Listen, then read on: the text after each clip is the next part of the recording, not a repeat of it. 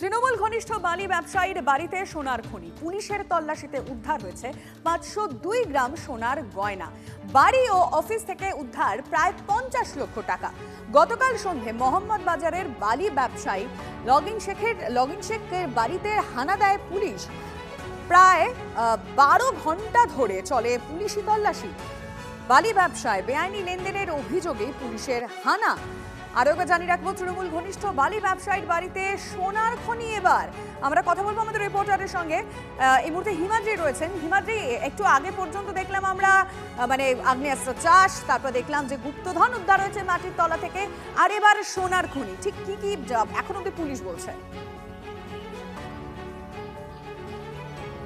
দেখো, পুলিশ সূত্রে আমরা যেটা জানতে পারছি, আমরা গতকালই দেখেছিলাম এই যে বাড়ির ছবিটা দেখাবার চেষ্টা করব। এই যে বাড়ি, সেই বাড়িতে কিন্তু গতকাল আমরা দেখেছিলাম যে মোহাম্মদ বাজার থানার পুলিশ হানা দিয়েছে। দীর্ঘক্ষণ, প্রায় গভীর রাত পর্যন্ত এখানে তল্লাশি চালানো হয় মোহাম্মদ বাজার থানা পুলিশের পক্ষ থেকে, এবং সেই তল্লাশিতেই কিন্তু উঠে আসে যে লগন শেখ, তার বাড়ি থেকে কিন্তু 49,75,000 টাকা উদ্ধার হয়েছে, 502 গ্রাম সোনার অলংকার উদ্ধার হয়েছে। সেই সমস্ত কিছু ইতিমধ্যেই কিন্তু বাজেয়াপ্ত করা হয়েছে মোহাম্মদ বাজার থানার পুলিশের পক্ষ থেকে, এবং 3 জন অভিযুক্ত রয়েছে, লাবণ শেখ, শামীম শেখ এবং সোহেল শেখ, এবং এদের মধ্যে কিন্তু শামীম শেখকে ইতিমধ্যে গ্রেপ্তার করা হয়েছে।